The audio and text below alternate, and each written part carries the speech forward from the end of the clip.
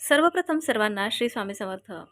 आपल्याला एखादी व्यक्ती खूप आवडते, परंतु ती व्यक्ती आपल्यापासून लांब गेलेली आहे किंवा आपल्याला एखाद्या व्यक्तीला, आवडत्याच व्यक्तीला, अगदी जवळच्या, जी आपल्या खूप जवळ आहे, अशा व्यक्तीला आपण खूप प्रेम करतो आणि आपल्या म्हणण्यानुसार त्याला जर का वागवून घ्यायचं असेल, आपलं म्हणणं समोरच्या व्यक्तीला जर का पटवून द्यायचं असेल, तर त्यासाठी काय करायचं? किंवा रात्री झोपताना आपण हा मंत्र बोलल्याच्या नंतर समोरची जी व्यक्ती आहे, जिला आपण आपल्या वशमध्ये करण्यासाठी किंवा आपलं बोलणं त्या व्यक्तीला पटवून देण्यासाठी एखादा मंत्र म्हटल्याच्या नंतर आपल्या मनासारखं नक्कीच होतं. बघा, आता जो हा मंत्र आहे, हा अतिशय सुंदर आणि अगदी प्रभावशाली मंत्र आहे.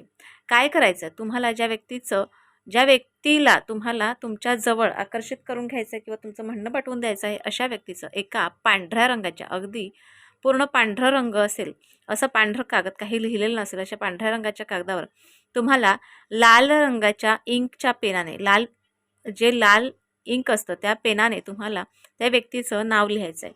नाव लिहिल्याच्या नंतर तुम्हाला एक खाली मंत्र लिहायचा आहे. वशम भकर्म वशम असं तुम्हाला लिहायचं आहे. हा मंत्र आहे, वशम भकर्म वशम.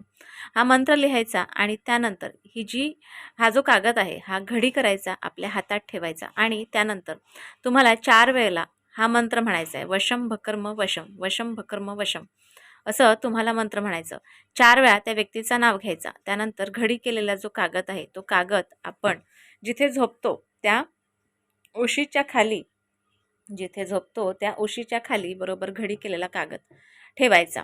आता हा मंत्र रोज म्हणायचा का? तर हो, जोपर्यंत तुम्हाला असं वाटत नाही की समोरची व्यक्ती तुमच्या जवळ येत नाही किंवा तुमच्यावर प्रेम करत नाही किंवा तुम्हाला तुमचं म्हणणं पटवून द्यायचं आहे, जोपर्यंत ऐकत नाही, तोपर्यंत हा जो कागद आहे, हा रोज रात्री झोपायच्या आधी तयार करायचा आणि आपल्या उशीखाली ठेवायचा.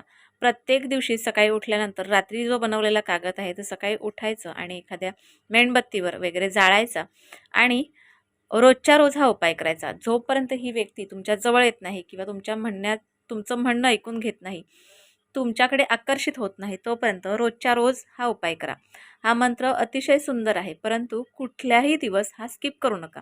एकही दिवस स्किप करू नका.